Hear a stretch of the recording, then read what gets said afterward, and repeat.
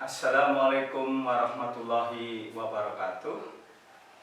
Alhamdulillahirabbil alamin alladzi alafa baina qulubina fa asbahna bi ni'matihi ikhwana.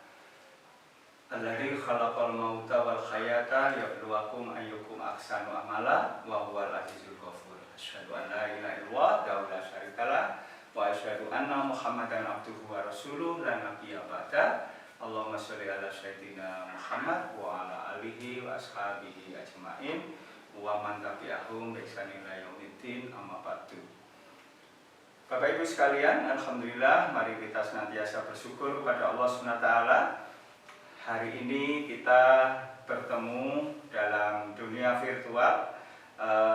Saya ingin menjelaskan tentang bagaimana menjadi kepala sekolah yang efektif. Baik Bapak Ibu sekalian, rahimakumullah, para pegiat dan pejuang pendidikan di Indonesia, kita akan membahas kepala sekolah yang efektif sebagai strategi manajemen sekolah unggulan.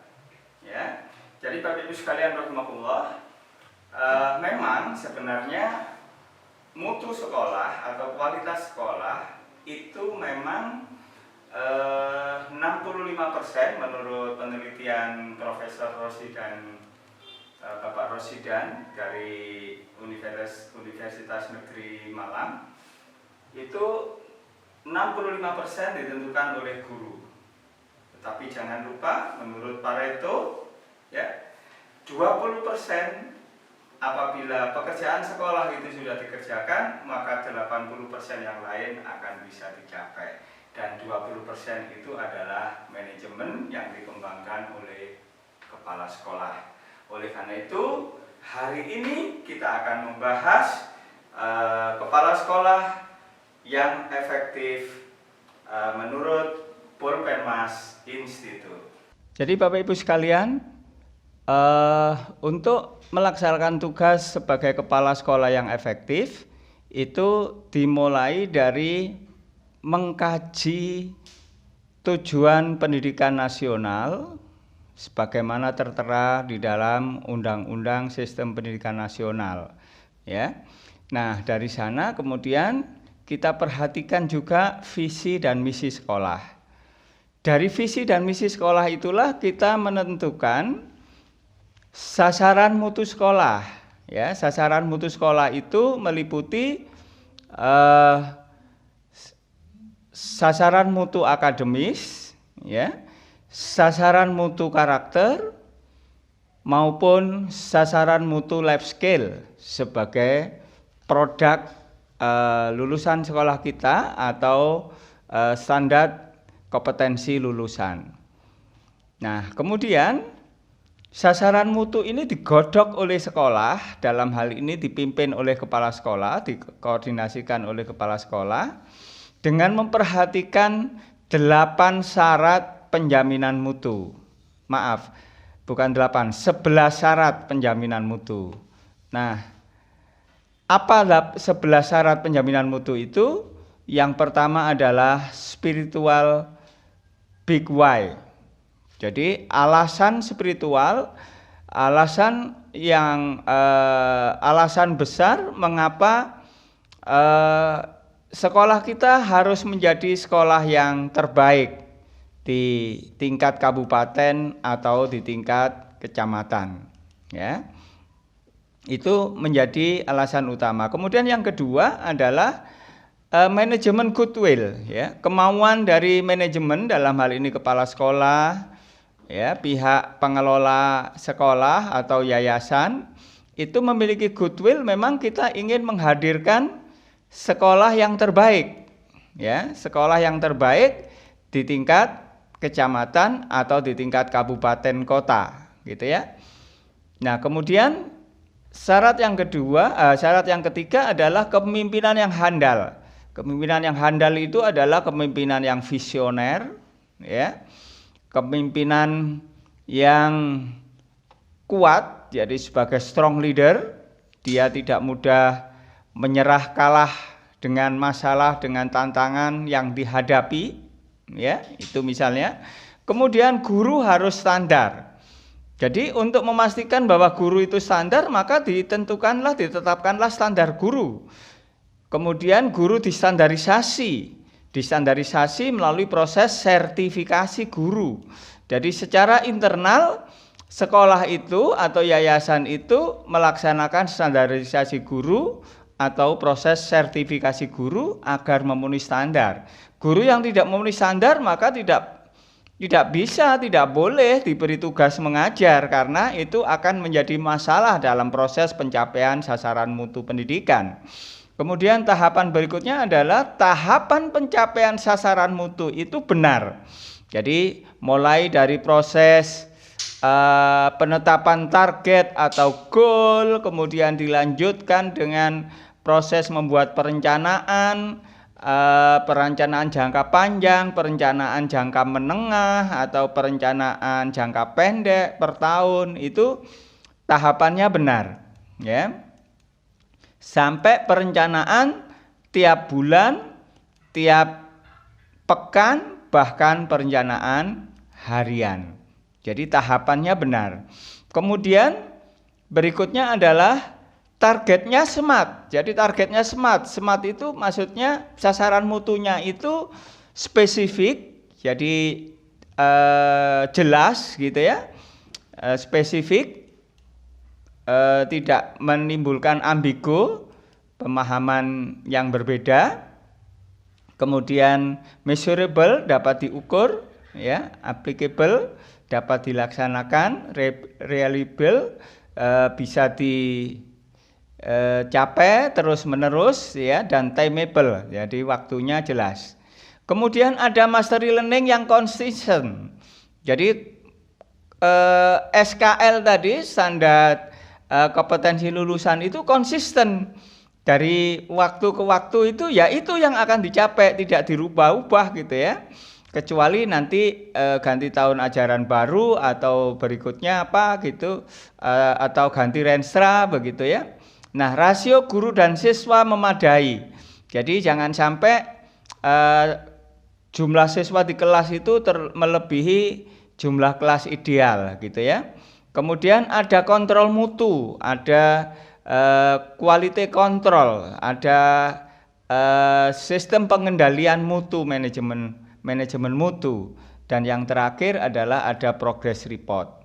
Nah, itulah 11 syarat penjaminan mutu yang harus dikembangkan oleh kepala sekolah dan dalam mengelola kinerja guru dan tenaga kependidikan. Bapak Ibu sekalian, agar proses pencapaian mutu itu menimbulkan kenyamanan atau ikminan dalam melaksanakan tugas, maka perlu ada standarisasi peran. Ya, standarisasi peran itu artinya siapa bertanggung jawab apa. Kepala sekolah itu tanggung jawabnya apa, perannya apa, itu harus jelas.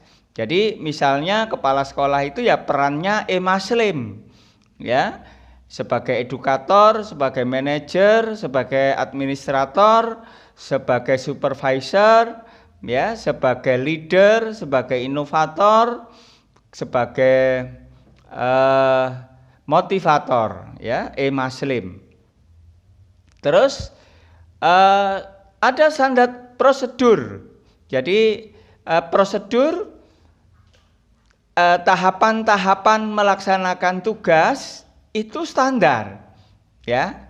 Tujuannya adalah supaya kesuksesan itu mudah untuk diulangi. Jadi tahun ini sukses mencapai sasaran mutu, tahun depan juga sukses karena peran dan prosedur proses kerjanya sama, gitu ya.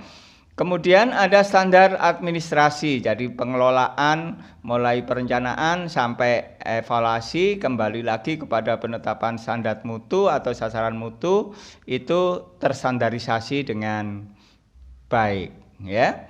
Akhirnya sekolah bisa memberikan jaminan sasaran mutu sekolah, ya. Nah, sekali lagi Bapak Ibu sekalian,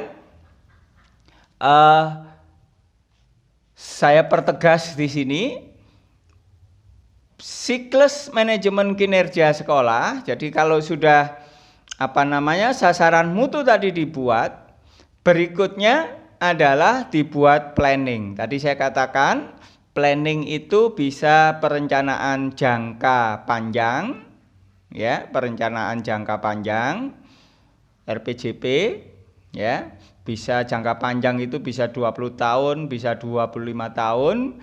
Kemudian dari rencana jangka panjang itu di breakdown menjadi rencana strategis, ya.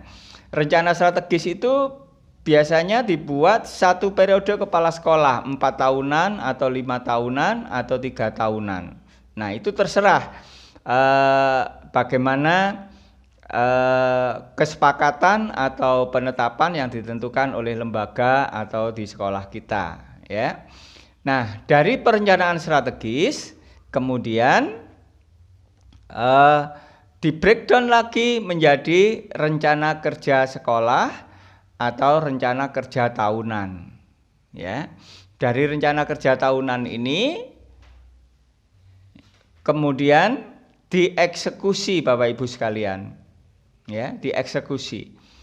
Dieksekusi artinya dilaksanakan, diaplikasikan rencana kerja sekolah itu dari rencana kerja tahunan dieksekusi menjadi program semester ganjil dan program semester genap, ya.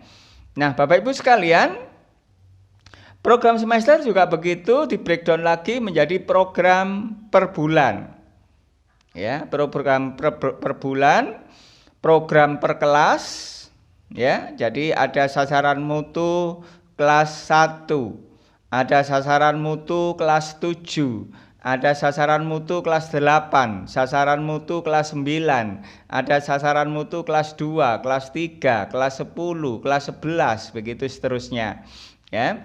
Nah, kemudian dalam pelaksanaannya Bapak Ibu sekalian, tugas-tugas itu ditugaskan kepada siapa, bertanggung jawab apa. Tadi saya sampaikan di depan, ya. Jadi harus jelas, harus standar siapa berperan apa atau bertanggung jawab apa, melaksanakan tugas apa, itu harus jelas, ya. Artinya harus distandarisasi. Kemudian tahapan-tahapan atau prosedur kerjanya juga perlu distandarisasi. Nah, oleh karena itu proses standarisasi atau sistemasi ini biasanya disusun dalam bentuk SOP, Standard Operating Procedure, ya. Kemudian dalam pelaksanaannya harus disupervisi Bapak Ibu sekalian, ya. Dalam melaksanakan tugas harus disupervisi secara berkala, bahkan harus ada supervisi tindak lanjut untuk memastikan bahwa pekerjaan telah dilaksanakan sesuai dengan standar, ya. Tahapannya benar, perannya benar. Nah, kalau ternyata ditemui standar kerja atau prosedur kerjanya yang keliru, ya harus diadakan revisi, ya. Kalau ternyata sudah ditentukan standarnya, ya, guru kok tidak bekerja sesuai standar, padahal standarnya sudah diyakini benar, ya, sudah betul, maka guru harus dilakukan proses pembinaan, ya. Nah, Bapak Ibu sekalian, kemudian harus ada laporan berkala. Laporan ini bisa dilakukan secara harian. Kami menyebutnya sebagai quality daily report. Jadi setiap hari laporan tentang pencapaian mutu, pencapaian sasaran mutu itu tiap hari dilaporkan kepada kepala sekolah secara bertahap, mulai dari guru, wali kelas atau guru kelas, ya, dilanjutkan ke waka kesiswaan atau waka kurikulum sesuai dengan bidangnya, kemudian dilaporkan kepada kepala sekolah, dari kepala sekolah kemudian melaporkan ke bidang pendidikan yang ada di lembaga atau yayasan, ya. Nah, dari laporan itu Bapak Ibu sekalian, kemudian dilakukan review. Ya, review bisa dilaksanakan secara pekanan. Ya, rapat evaluasi pekanan. Atau kalau tingkat pimpinan ya bisa dilakukan setiap bulan, ya, direview. Kalau ada masalah-masalah, persoalan-persoalan, maka dibahas dalam proses review ini. Jadi masalah pekan kemarin dibahas, ya, kalau perlu tingkat pimpinan sekolah, kepala sekolah dan waka atau wali kelas, Bapak Ibu sekalian,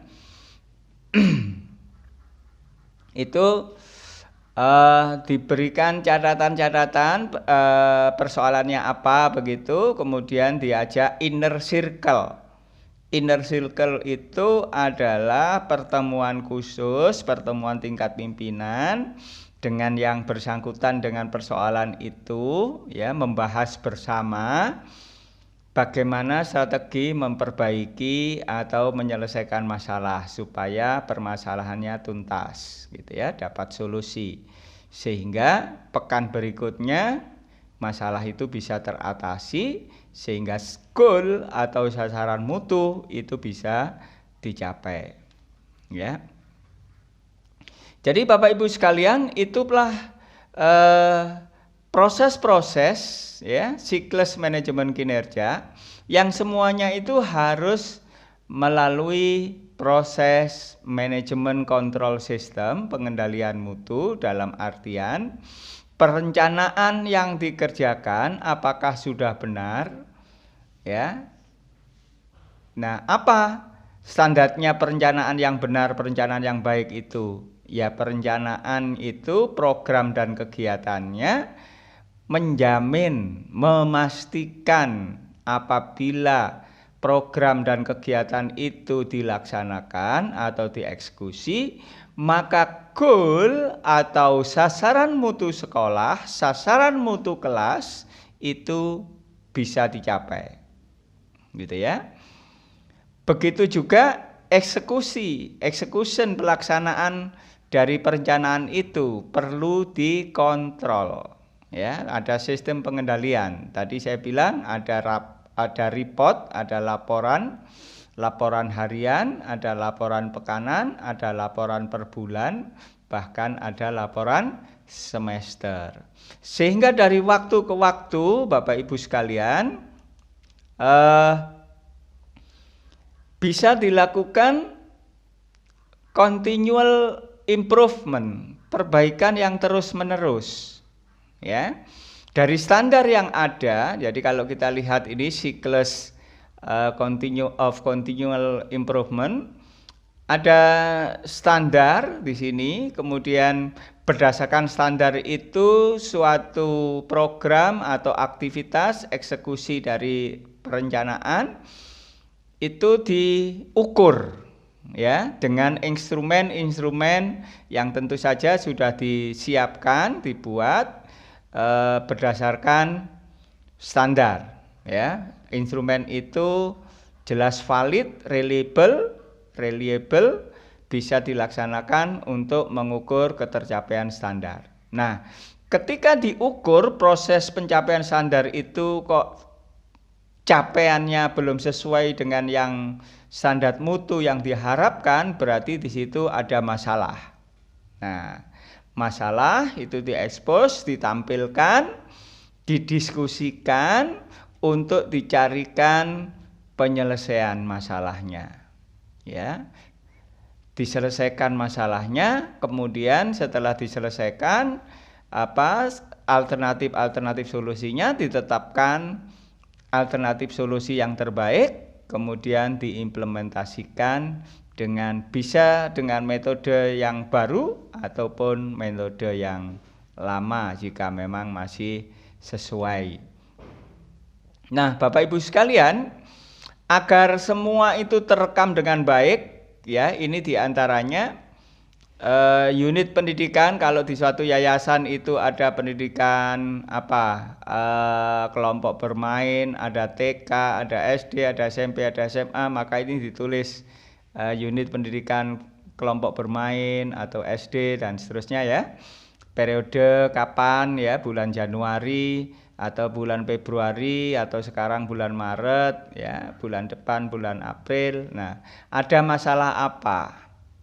Sejak kapan itu terjadi? Penyebabnya apa? Terus solusinya apa? Waktu penyelesaiannya kapan? Siapa penanggung jawabnya? Itu direkam Bapak Ibu sekalian ya. Direkam supaya semua tercatat, terdokumentasi untuk memudahkan proses evaluasi, baik evaluasi pekanan ya, evaluasi per bulan maupun evaluasi semester. Nah, Bapak Ibu sekalian, perbaikan dimulai dari penyelesaian persoalan. Maaf ya, ini salah tulis. Ini mestinya yang betul adalah persoalan. Maka masalah hari ini apa? Ya. Kemudian dari masalah hari ini sudah terselesaikan, berikutnya apa yang kita perbaharui? Ya. Berikutnya apa lagi agar lebih baik? Ya. Kita ngerjakan apa? Berikutnya apa lagi supaya kita semakin baik? Ya. Untuk itu Bapak Ibu sekalian, kita akhirnya nanti menemukan framework dari 4 tindakan. Ada kegiatan-kegiatan mungkin yang tidak perlu kita eliminasi, ya. Kemudian ada pekerjaan-pekerjaan yang perlu dikurangi, itu akan ditemukan nanti akhirnya dari proses perbaikan yang terus-menerus tadi. Nah, Bapak Ibu sekalian, kemudian apa aktivitas kegiatan yang bisa kita tingkatkan, bahkan apa yang kita ciptakan, hal-hal baru yang kita bisa kembangkan. Nah, sekali lagi semua itu harus kita rekam, kita catat Bapak Ibu sekalian, ya. Apa yang dieliminasi, apa yang dikurangi, apa yang ditingkatkan, apa yang diciptakan, inovasi yang dikembangkan. Nah, begitu Bapak Ibu sekalian, mudah-mudahan dalam waktu yang singkat ini kita bisa mengembangkan Bapak Ibu sekalian bagaimana menjadi kepala sekolah yang efektif, ya. Tentu saja secara global, ya, prinsipnya balik ke slide yang 3 slide yang pertama ini sasaran mutu, bagaimana kita menetapkan sasaran mutu. Kemudian yang kedua adalah siklus manajemen, yang ketiga adalah cycle of continual improvement. Mudah-mudahan bermanfaat bagi Bapak Ibu sekalian. Jika ada penjelasan yang kurang detail, kurang rinci, Bapak Ibu sekalian boleh bertanya di grup WA. Terima kasih Bapak Ibu sekalian. Mudah-mudahan bermanfaat untuk sumbangsih kontribusi pengembangan sekolah unggul di tingkat kabupaten, di tingkat kecamatan, dan menjadi sekolah yang diperebutkan sehingga persaingan itu menjadi tidak relevan. Assalamualaikum warahmatullahi wabarakatuh. Subhanakallahumma bihamdika asyhadu alla ilaha illa anta astaghfiruka wa atubu ilaik. Alhamdulillahirabbil alamin.